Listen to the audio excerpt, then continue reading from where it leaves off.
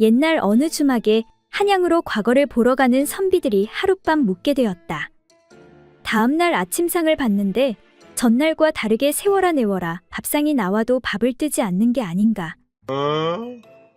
이에 주모 과부 춘자가 말을 꺼는데 아니, 왜 그러십니까요? 두 분 다 아침부터 힘없이 그렇게 멍하니 계신지요?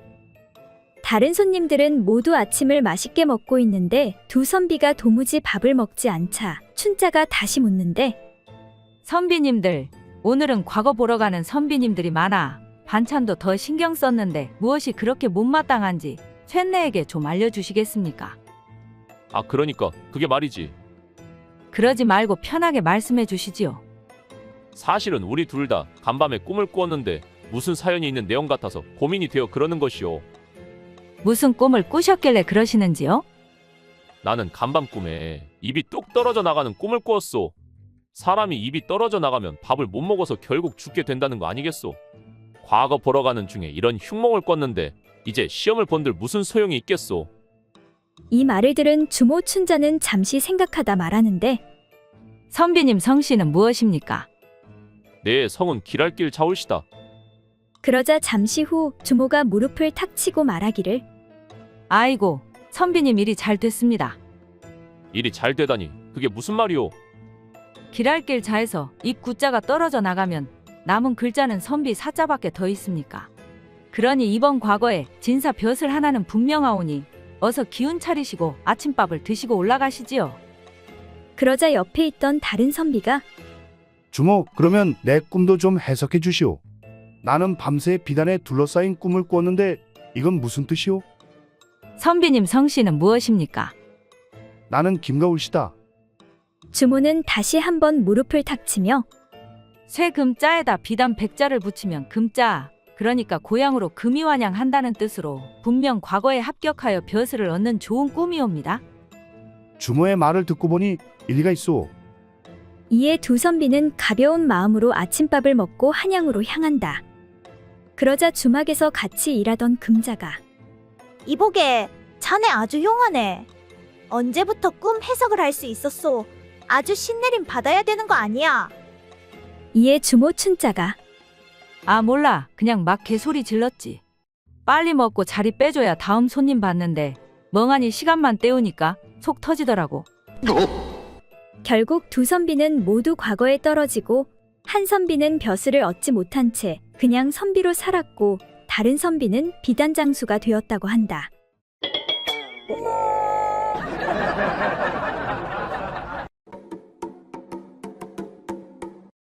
옛날 어떤 과부가 있었는데 몹시 음기가 강하여 큰 물건을 가진 남자를 찾고 있었다. 옛말에 코가 큰 사람은 물건도 크다 하였으니 어디 코가 큰 사람을 찾아봐야겠다. 하루는 장에 가서 오가는 사람들을 자세히 살펴보고 있었는데 코가 큰 사람이 보이지 않아 실망하고 있었다. 저녁 무렵이 되어 갈 때 어떤 한 사람이 지나가는데 행색은 초라하였으나 그의 코를 보니 보통 사람의 코보다 몇 배나 되어 보였다. 드디어 찾았네. 찾았어.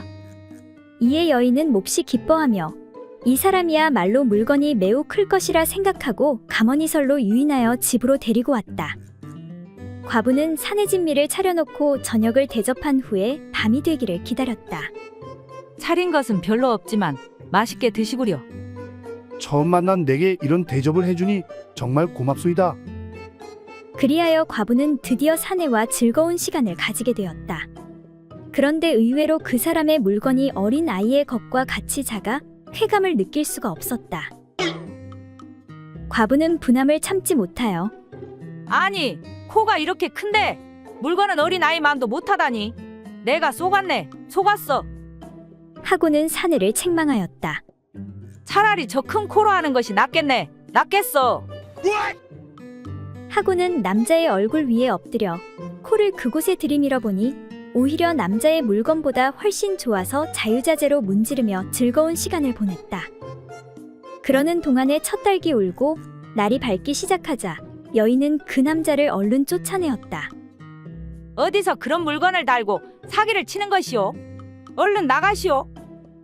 남자는 세수도 못한 채 쫓겨나 자기 집으로 돌아가는데 길가에서 마주친 사람이 그의 얼굴을 보면서 아니, 무슨 놈의 미음이 온 얼굴에 묻어 있어. 당신은 미음을 입으로 먹지 않고 코로 마셨소. 이에 당황한 남자가 둘러대길 그러니까 의원이 그러는데 코에 미음을 바르면 피부도 좋아지고 복이 온다고 하지 않겠소?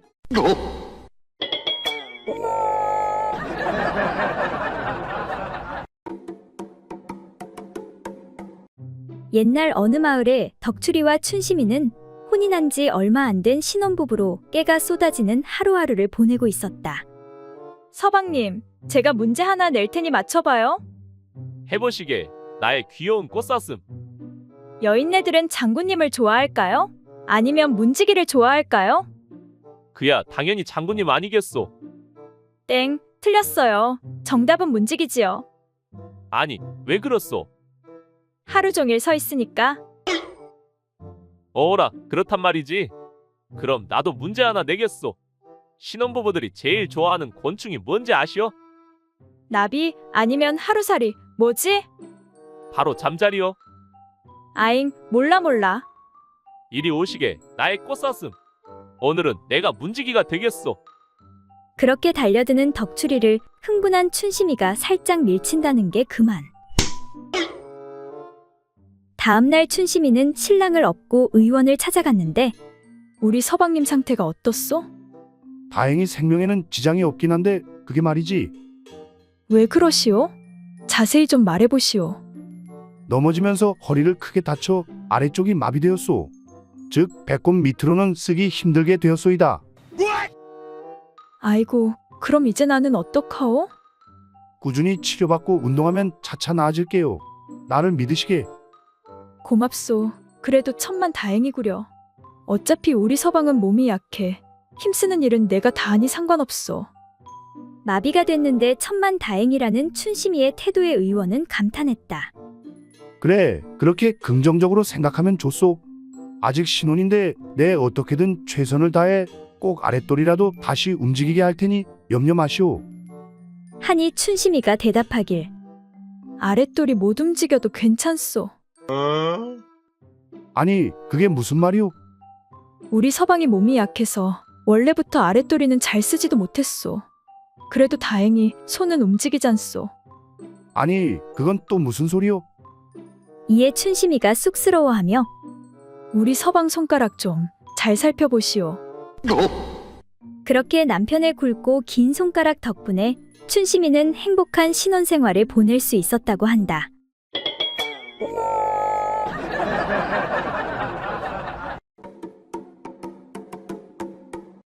옛날 어느 고을에 김생원이란 자가 나이 50이 넘도록 슬하에 자식을 두지 못하여 쓸쓸하게 지내고 있었다.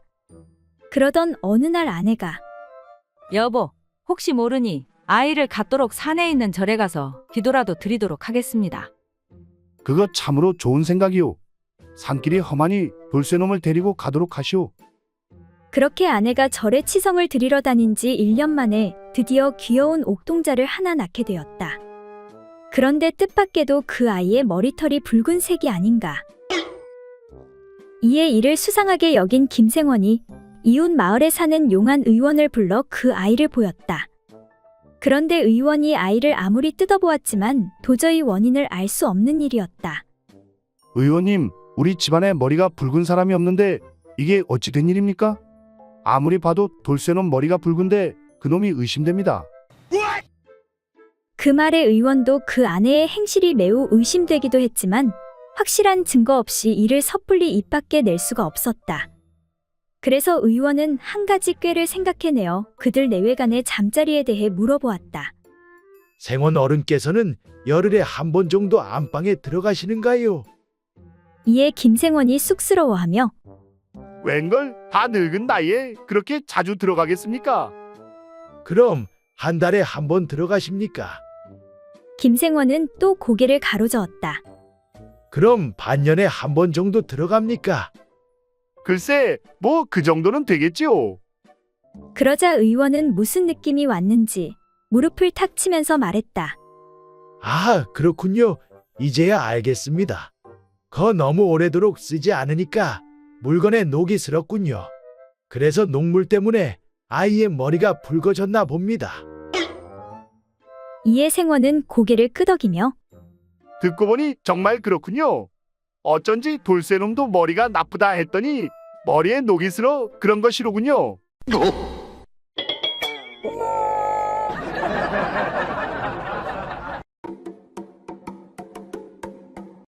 옛날 어느 마을에 사는 선비 김팔봉은 여색을 너무 밝혀 부인 외에 많은 첩을 두었다. 그런데 김팔봉은 부인과 첩을 두고도 밤마다 기방에 드나들며 기생들과 놀아났다. 이에 질투가 심한 부인 춘자는 고민이 이만저만이 아니었다. 마침내 남편의 행실을 참다 못한 부인은 마을 현자 최노인에게 고민을 말하는데 현자 어르신, 아시다시피 저희 남편의 나쁜 행실 때문에 제가 살 수가 없습니다. 신혼 초에 남편과 몇 번 합방한 이후 얼굴 한번 보기 힘드니 아직 자식도 없고 이러다 서방님이 다른 여인에게서 아들이라도 얻는 날에는 저는 뒷방으로 쫓겨날 것이 뻔합니다. 너무 걱정하지 마시게. 내가 이 마을에서 해결 못한 문제가 없다고. 내게 좋은 생각이 있으니 내 말대로 한번 해보시게. 그 후 어느 날 김팔봉이 외출했다가 돌아오니 부인이 승복을 입고 머리를 깔끔히 민 채 대청마루 가운데 서 있는 것이 아닌가. 이를 본 김팔봉이 어안이 벙벙해 있는데 옆에 있는 스님이 말하기를 부인께서는 이제 속세의 인연을 끊고 오늘부터 비구니가 되기로 결심하셨습니다. 아니 그게 무슨 소리요? 이에 부인이 엄숙한 어조로 답하길 당신이 여러 첩과 기생에만 빠져 아내를 전혀 돌아보지 않으니 이제 나는 더 이상 견딜 수가 없습니다. 그래서 내 지금 머리를 깎고 스님 옷을 지어 입고 이제 절에 들어가 여승이 되려고 합니다. 당신은 나 없이 기생과 첩들하고 행복하게 잘 사십시오. 이와 같은 아내의 말에 깜짝 놀란 김팔봉이 여보, 나는 본래 여색을 좋아해. 지금까지 기생들과 의녀 그리고 양갓집 부인과 미천한 신분의 여자들까지 모든 부류의 여자들과 놀아보았소. 하지만 아직까지 승복을 입은 고운 여승과는 어울려 놀아본 적이 없어서 한스러워하고 있었소. 그런데 오늘 마침 당신이 머리를 깎고 여승이 된다고 하니 내 이제 소원을 풀 기회가 왔는가 보. 자, 어서 방으로 들어갑시다. 하며 부인의 팔을 끌어 방으로 들어가려고 하자 옆에 있던 스님이 야, 이놈아, 지금 뭐하는 짓이냐? 여승을 희롱하려고 하다니 하늘이 두렵지 않느냐? 내가 스님이 되어 이제는 살생하지 않으려 했는데 내 놈을 보니 더 이상은 못 참겠구나. 너 오늘 잘 걸렸다. 그렇게 무서운 얼굴의 스님이 인정사정 없이 남편을 잡는데 아이고, 살려주십시오. 내 다시는 여자들을 희롱하지 않겠소이다. 그렇게 해결사의 도움으로 춘자는 남편의 버릇을 고치고 행복하게 잘 살았다고 한다.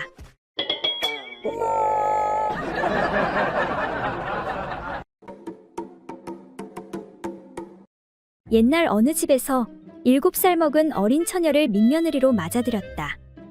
어느덧 수년의 세월이 흘러 며느리가 16살에 접어들자 이제는 음양의 이치를 알 때도 됐다고 여긴 시부모가 성급하게 며느리를 아들의 방에 들여보내 동침을 하도록 했다. 장성한 아들 역시 어린 처가 혹시 음양의 이치를 아는가 싶어서 자신의 거시기를 처의 손에다 쥐어줘 보았다. 이젠 나이도 들 만큼 들었으니 본능적으로라도 알아차릴 것이야. 며느리는 뭔지는 잘 모르지만 부드럽고 촉감이 좋은 것을 만지니 기분이 이상해져 남편의 물건을 계속 조물락거렸다. 그런데 그것이 금세 부풀어 올라 손바닥 안이 가득해져 꼭 터질 것만 같았다. 이에 덜컥 겁이 난 며느리가 얼른 잡았던 남편의 거시기를 놓고는 시부모의 방문 앞으로 달려가 아버님, 어머님, 큰일이 났어요. 이에 방 안에서 시어머니가 말하길 왜 그러느냐? 무슨 일이 생긴 것이냐? 서방님이 저에게 가죽 방망이를 손에 쥐어주어서 조물락조물락 하였더니 자꾸 커져가지고 밤새도록 놔두면 한 방에 가득 넘칠 것 같아요. 어린 며느리의 이 말에 시어머니는 장탄식을 하며 모르는 것은 손에 쥐어져도 모른다더니 내가 바로 그 짝이로구나. 염려하지 말고 다시 가서 서방이 시키는 대로 계속하거라. 그리고 잠시 후 며느리가 다시 와서 황급히 부르는데 아버님, 어머님, 또 큰일이 났어요. 그래, 이번에는 또 무슨 일이냐? 어머님 말대로 가죽 방망이를 계속 조물락하였더니 갑자기 눈물을 흘리면서 껐덕껐덕 인사를 해요.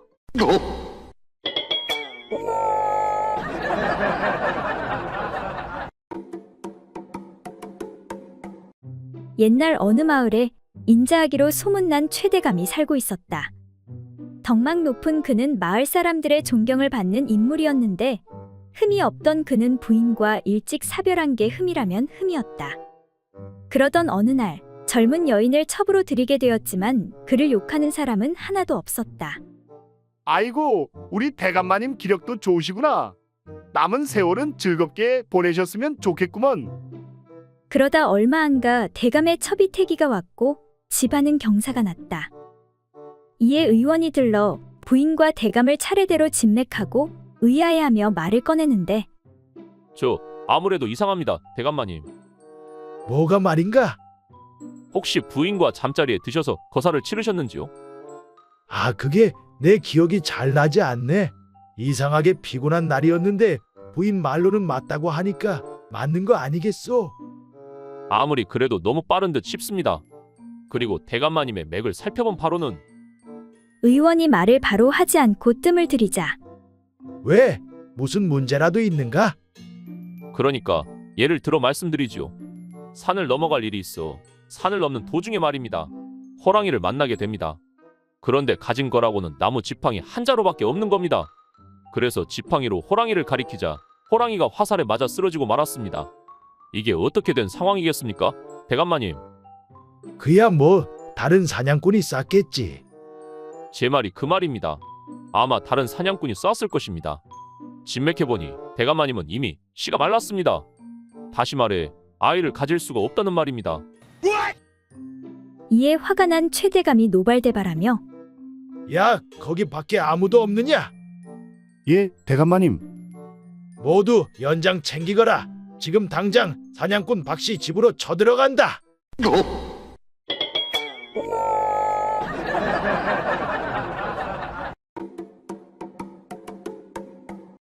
옛날 한선비가 두 친구와 만나 더불어 있다가 말하였다.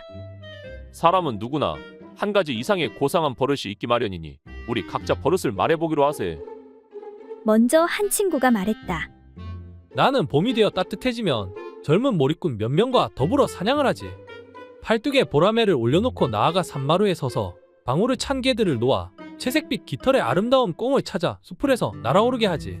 그러면 금빛 눈동자와 칼 같은 깃을 가진 매가 번개처럼 날아 이단결 같은 꽁의 목을 잡아채어 날아올 때 꽁을 수습하고 다시 팔뚝에 올려놓지. 이것이 나의 버릇일세. 이 말을 들은 다른 친구가 말했다.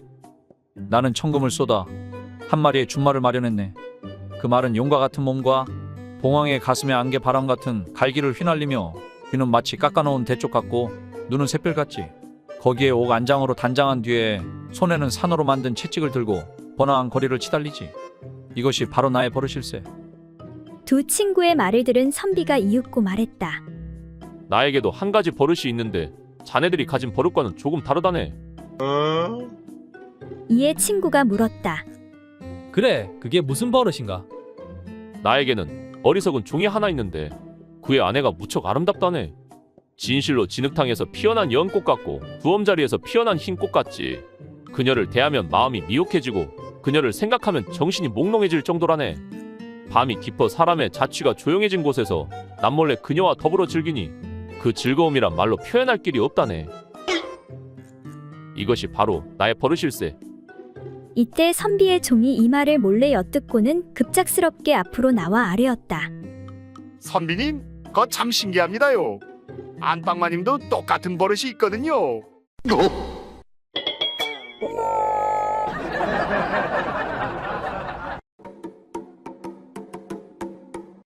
옛날 어느 고을에 홍시성을 가진 가난했지만 청렴하기로 알려진 한 선비가 살고 있었다. 그러던 어느 날 선비의 집에 도둑이 들게 되었다. 이놈의 집은 훔쳐갈 것이 하나도 없구나. 도둑은 집안에 워낙 훔쳐갈 것이 없다 보니 솥단지라도 떼어가겠다는 마음으로 부엌으로 들어갔다. 그 시각 도둑이 들었음을 알게 된 부인은 도둑이 솥단지를 떼어가려 한다고 남편에게 알렸다. 여보, 아무래도 도둑이 든 것 같아요. 어떻게든 해봐야 되는 거 아니에요? 그러자 선비가 태연하게 말했다. 우리보다 힘든 사람이라 솥단지라도 떼어가려는 것이니 그냥 가져가도록 놔두시오. 그런데 도둑이 솥뚜껑을 열어보니 밥을 해먹은 흔적이 없었다. 아니, 도둑놈이 나보다도 가난한 사람이 있다니. 도둑은 안타까운 마음에 도리어 솥단지 속에 엽전 7냥을 넣어두고 나오게 되었다. 다음 날 솥단지가 없어지기는커녕 오히려 돈이 들어있는 것을 발견한 선비는 집 앞에다 우리 집 솥단지에 돈을 잃어버린 사람은 찾아가시오 라는 쪽지를 써 붙여놓았다. 소문을 들은 그 도둑이 어이가 없어 선비의 집으로 찾아가 말했다. 아니, 선비님, 남의 소단에 돈을 잃어버릴 그러한 사람이 있겠습니까? 하늘이 준 것인데 왜 받지 않는 것입니까? 그러자 선비가 반문하며 말하기를 이 사람아, 내 물건이 아닌데 어찌 갖겠는가? 그 말에 도둑이 꿇어 엎드리며 아이고, 선비님, 잘못했습니다. 용서하십시오. 소인이 어젯밤 솥을 훔치러 왔다가 가세가 딱히 돈을 놓고 갔습니다. 이후 선비의 인품에 감복한 도둑은 도둑질을 그만두고 선비의 제자가 되었다.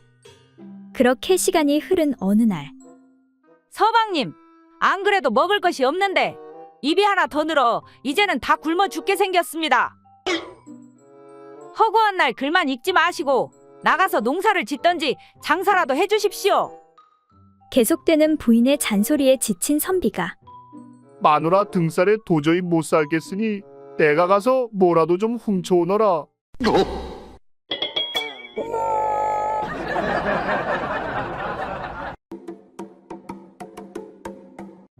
옛날 어느 마을에 어떤 부부가 살고 있었다.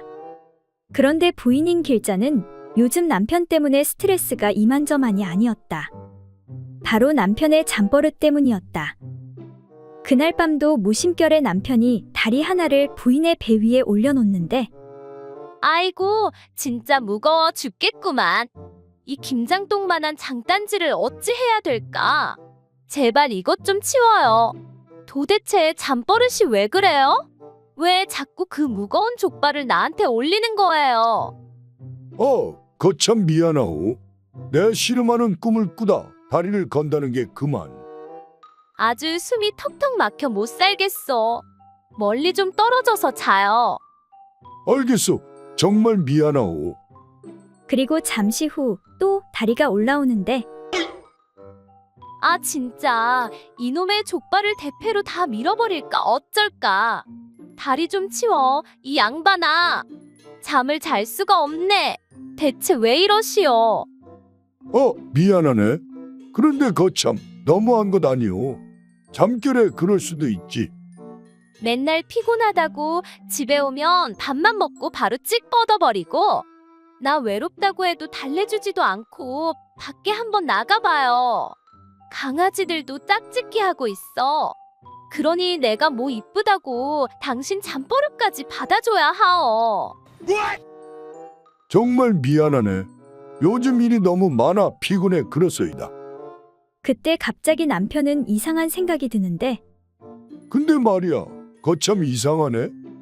이상하긴 뭐가 이상하다는 것이요? 이상하잖아. 장단지보다 훨씬 무거운 내 몸 전체가 자네 위로 올라갈 때는 무겁다는 소리를 전혀 안 하면서 겨우 다리 하나 올렸다고 그렇게 무겁다고 떽떽거리니 말이야. 그러자 부인이 말하길 그거야 이상할 것도 없지요. 온전히 올라올 때는 안 무겁지. 가운데 지렛대가 단단히 받치고 있으니까. 이에 남편이 고개를 끄덕이며 아하, 그렇구나. 어쩐지 키 작은 뒷집 과부도 무겁다는 소린 안 하더라니깐.